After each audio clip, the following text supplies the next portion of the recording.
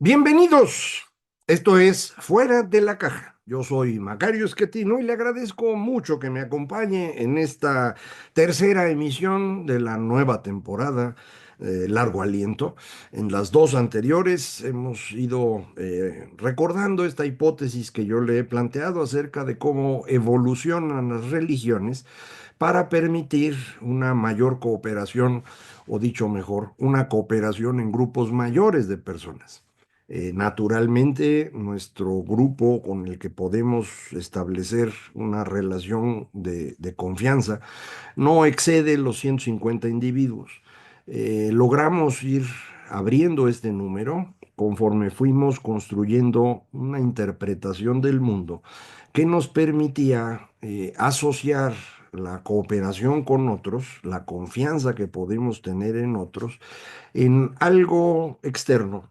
Y esto algo externo era trascendental en el sentido de ser una dimensión distinta, primero, en la cual luego fue a vivir uno de nuestros antepasados. Después este antepasado empezó a obtener características divinas. Los distintos antepasados con características divinas se fueron depurando para dejar un grupo cada vez más pequeño de grandes dioses que empezaron a volverse muy humanos y por lo tanto capaces de enseñarnos cómo debíamos vivir. No siempre porque dieran buenos consejos, también porque eran malas personas y se veía. Y eso también sirve para aprender. Eventualmente llegó a la idea de tener nada más un Dios. Una idea, insisto, que creo yo que surge en el zoroastrismo, en Persia, que es aprendida por los judíos cuando están cautivos en Babilonia, que experimenta Augusto para poder tener una referencia común en el imperio, pero sin necesariamente características totalmente divinas. Es decir, César es Dios, es divino, pero todo el mundo sabe que no lo es, ¿no? O sea, ahí está, ¿no? Entonces, bueno, sirve como referencia común, pero nada más eso. Eh, este monoteísmo civil, digámoslo así, destruye al monoteísmo judío, destruye sus lugares, pues, y justo en ese periodo es cuando surge el cristianismo. Acerca del inicio del cristianismo, el año pasado le presenté varios videos, no los voy a repetir ahora, pero es un proceso largo, no es de un día para otro. Eh, Otra vez uno construye la leyenda de las creencias propias de esa manera, del presente hacia atrás. No, no es que realmente hayan ocurrido así. Entonces le fuimos dando más o menos importancia a distintos profetas o padres de la iglesia o personajes relevantes de la época para pues tener esta secuencia, digamos, de 2000 años. En realidad, los primeros años son bien complicados. Hay grupos de judíos que se dicen cristianos y hay grupos de no judíos que también se dicen cristianos. La disputa entre ellos es complicada. Los que no son judíos de origen, pero sí quieren ser cristianos, son los que va pastoreando San Pablo, y después pues, empiezan a aparecer ya distintas personas que le tratan de dar lógica a un conjunto de creencias medio complicados, ¿eh? No, no es una cosa sencilla. Lo retoma el César Constantino en un periodo en el cual para el Imperio Romano las cosas no están funcionando muy bien. Acuérdese, Roma, el imperio, tiene un periodo inicial muy bueno alrededor de la familia de César, de Julio y de Augusto. Y luego vuelve a tener un periodo bueno con los antoninos, Trajano y Adriano y Marco Aurelio. Y luego es una pachanga espantosa, ¿no? Vuelven a tener ciertos Césares muy poderosos, pero ya no, digamos, con esta capacidad organizativa de las dos dinastías que he mencionado. En cualquier caso, Constantino logra más o menos ordenar las cosas y se le ocurre, vámonos moviendo en esta dirección. Eh, Quitándole al César esto del divino y mejor vamos haciéndolo ya en forma y se asocia al cristianismo. y él es el que organiza y controla por completo el primer concilio, en donde los obispos empiezan a tratar de darle cauce a una religión que, insisto, no estaba nada sencillo. De ahí viene el credo que se sigue rezando en las iglesias los domingos, justitos menores posteriores, pero en esencia viene de ahí. Hay varios concilios, hay concilios donde los obispos se agarran a cuchilladas entre ellos, hay otros que se cancelan porque se declaran heréticos, varios de los grandes padres de la iglesia, no los cuatro famosos, otros de los primeros teólogos, acaban siendo considerados herejes, es una pachanga, pero logra cuajar una religión en forma muy sólida, bien hecha, más o menos para el 600. Más o menos al mismo tiempo, un pastor de camellos dice que vino el ángel Gabriel y ya le explicó cómo funciona lo de Dios. Es Mahoma.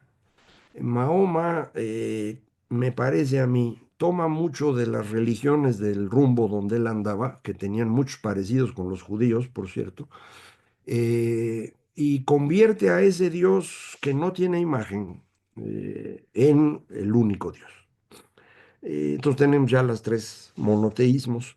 Digamos, el primero importante por la tradición, pero porque es un grupo chiquito de personas, son los judíos. Para ellos, no solo Dios es el único Dios, sino que tiene además una alianza con ellos, ¿no? Esta es una parte bien importante. Por eso no pueden aceptar cambiarlo por otro. Es una alianza con ellos, nada más con ellos. También por esa razón, ellos no andan buscando convencer a otros de que se hagan judíos.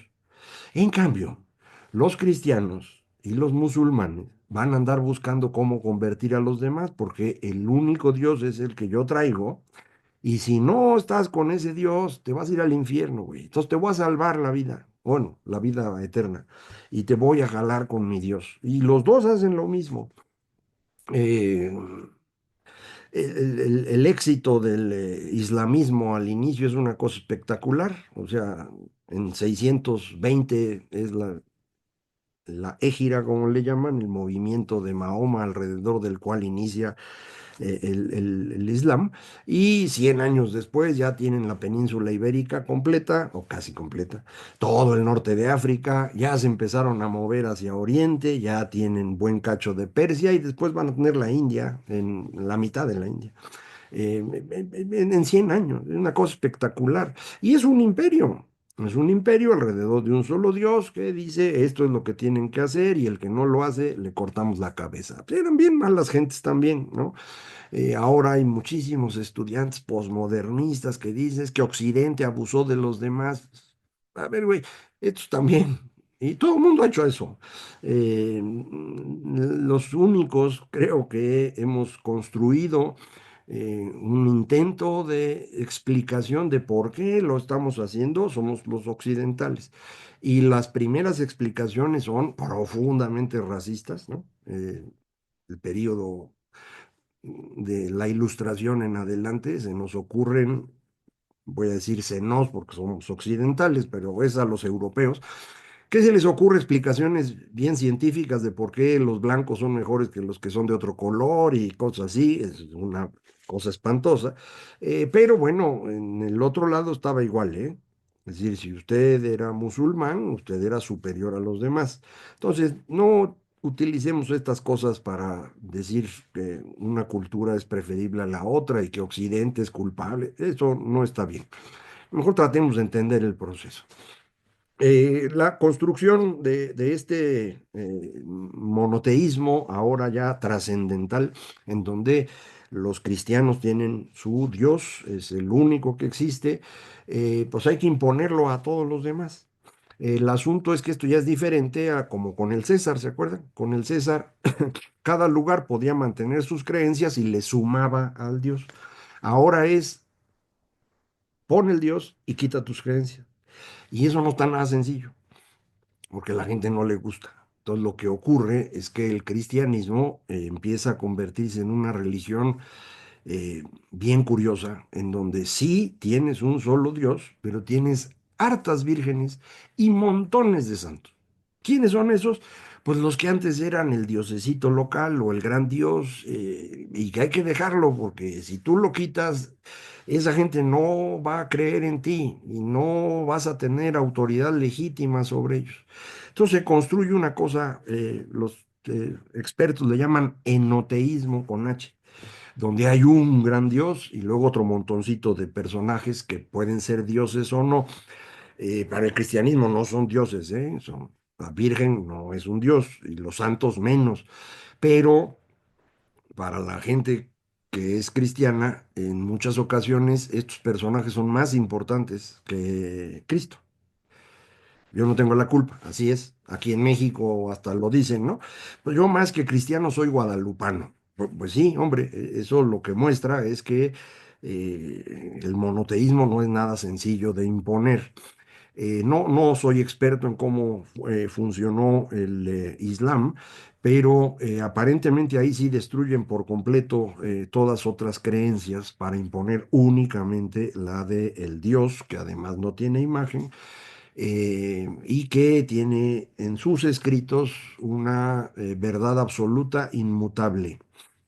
No es como acá, donde uno puede leer la Biblia y en distintos momentos del tiempo se le van dando interpretaciones diferentes, ¿no? Allá nomás ahí está, güey, y órale, y si no, te cortamos la cabeza. Entonces sí son distintas estas cosas, pero permiten la construcción de grandes imperios en donde hay millones de personas que tienen una conexión en términos de creencia y por lo tanto pueden interpretar esa relación con los demás como una relación de confianza. Los cristianos se van a defender entre sí frente a la amenaza musulmana. Y al contrario también, los musulmanes se van a defender entre sí frente a los herejes de los cristianos.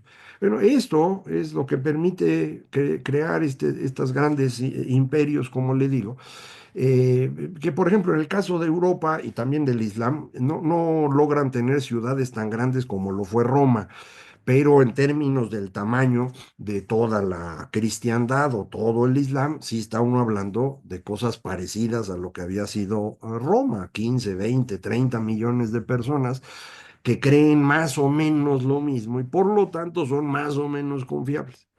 Esto es la manera como fuimos construyendo. Eh, Hay un nuevo cambio, eh, por ahí del siglo XIII en la cristiandad. La gente empieza a tener dudas acerca de si realmente la iglesia representa o no al Dios que dice representar. Recuerde usted, las creencias, el dogma, lo construye la iglesia para mantener unidos a todos, pero pues, ellos son los que hacen el dogma. Eso para cada lugar puede ser poco atractivo, porque se mantuvieron los diosesitos ahora como santos o ahora como vírgenes, y cuando están imponiéndote un Dios que dice ser de una manera, pero quienes lo imponen no son coincidentes con esa manera, pues empiezan las dudas. Y en el siglo XIII ocurre muchísimo eso, las quejas de la riqueza de la iglesia frente a la pobreza de las personas en muchísimas partes de Europa. Y se empiezan a organizar grupos. eh, que a veces les llaman milenaristas, aunque el milenio había terminado poco antes, pero siguen siendo creencias de ese tipo, muy cercanas al tema de la pobreza y a distintas ideas de pureza que no coinciden con las que la Iglesia Católica está imponiendo, y empiezan los pleitos, y son fuertes. La iglesia trata de captar a algunos, es el caso de Francisco, y por eso los franciscanos, es el caso de Domingo de Guzmán, los dominicos, pero a otros se los ejecutan completitos, es el caso de los cátaros, ¿no? Mátalos, que Dios distinga a los suyos. Eh, Fue un asunto bien complejo, en donde la iglesia empieza a tronar, ¿no? Y alrededor de esto empezamos a tener distintas interpretaciones del mundo en Europa, que es lo que llamamos Renacimiento. No está claro exactamente cuál es la causa original.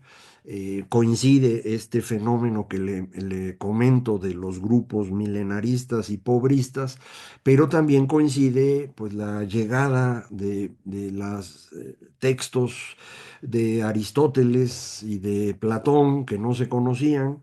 En latín, porque pues nadie hablaba griego para entonces, algunos empiezan a aprender griego, ya se pueden hacer nuevas traducciones, pues empieza a ser muy claro que el cristianismo original, construido con las ideas de los cristianos como Pablo, pero también con una gran fuerza de los platonistas, pues no es exactamente igual que si lo interpretas a través de Aristóteles, y eso es lo que hace Santo Tomás y se arma el drama. Tuvo cerquita el pobre de Santo Tomás de que lo declararan hereje también a él, pero al final acabó ganando, ¿no? Y su interpretación es la que se convierte en la base de la interpretación católica. Pero son estos conflictos que empiezan a ocurrir alrededor de cómo interpretamos el tema de un solo Dios. Se van a convertir en la ruptura general de la iglesia en el momento en el que se puede extender la idea a un grupo grande de personas. En el mismo siglo XIII, en el siglo XIV, Juan Hus u otros que están impulsando ideas distintas, lo hacen en su pueblo, no alcanzan a que la idea crezca mucho, llegan los ejércitos y se los ejecutan. Cuando Lutero hace lo mismo, después de que la imprenta ya se inventó, las ideas de Lutero pueden irse por toda Europa en cuestión de días, gracias a la imprenta. Y una vez que todo el mundo conoce las ideas, ejecutarse a Lutero está más difícil. Y empieza la ruptura. Y esta ruptura se va a dar no porque Lutero fuese un santo, ni mucho menos, o una persona de mentalidad muy abierta, ¿no? Varios de estos que ahora llamamos protestantes eran más necios que los del Papa. Y había personas brillantísimas del lado de la Iglesia Católica, como Erasmo. Igual, maestro, empezó la batalla por todos lados y al término de estos enfrentamientos, que duran un buen rato y que los historiadores suelen fechar en 1648, cuando terminan las guerras religiosas y ya cada quien a su golpe, ¿no? Estos se vuelven este país se vuelve anglicano y aquel es luterano y este otro es calvinista y aquí siguen los católicos y ya se estabiliza el asunto. Ya no hay una única referencia. Eh, Esta falta de la referencia, uno pensaría, pues implica el derrumbe de Europa, ¿no?